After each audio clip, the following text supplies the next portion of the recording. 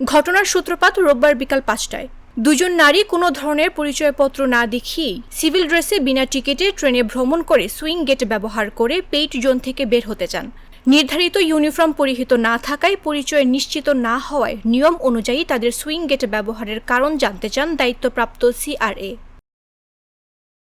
এ সময় সংশ্লিষ্ট পুলিশের কর্মকর্তারা উত্তেজিত হয়ে তর্কে লিপ্ত হন এবং এক পর্যায়ে এমআরটি পুলিশের কন্ট্রোল রুমে চলে যান। পরবর্তীতে ঠিক একইভাবে দুইজন এপিবিএন সদস্য সুইং গেট ব্যবহার করে সেটি না লাগিয়ে চলে যান। এর কারণ জানতে চাইলে তারা আগের ঘটনার জের ধরে তর্কে জড়িয়ে পড়েন। এক পর্যায়ে ডিএমটিএসএল এর ৪ জন কর্মীকে মৌখিক ও শারীরিকভাবে লাঞ্ছিত করা হয়। এ ঘটনার জের ধরে রোববার রাতে এমআরটি পুলিশ সদস্য কর্তৃক ডিএমটিসিএল এর ৪ জন কর্মীকে মৌখিক ও শারীরিকভাবে লাঞ্ছিত করার ঘটনায় Dhaka mace transit company limited এর সব কর্মকর্তা ও কর্মচারীদের ব্যানারে পাঠানো এক সংবাদ বিজ্ঞপ্তিতে আংশিক কর্মবিরতির ঘোষণা দেয় মেট্রো রেল কর্মীরা। এতে করে সোমবার সকাল থেকে মেট্রো রেল চলাচলে নানা জটিলতা সৃষ্টি হয়। বিশেষ করে যাত্রীদের ভাড়া আদায় করার ব্যবস্থা কোথাও কোথাও অকার্যকর হয়ে পড়ে। অনেকে বিনা ভাড়ায় মেট্রো রেল ভ্রমণের সুযোগ নেন।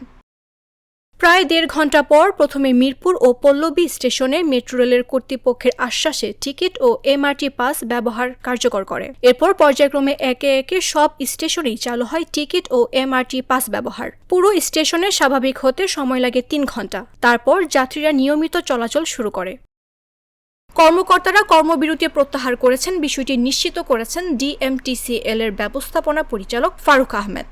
জানান, এ ঘটনায় ইতিমধ্যে এমআরটি পুলিশের এক এসআই সহ ২ জনকে বরখাস্ত করা হয়েছে।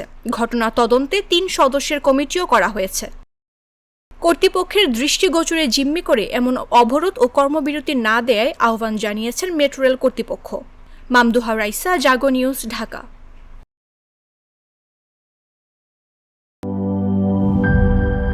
সানবিট সব দিবে সামাল। সানবিট ম্যাজিক প্রেস ডিশওয়াশিং এর মাথা ঘোরানো সলিউশন।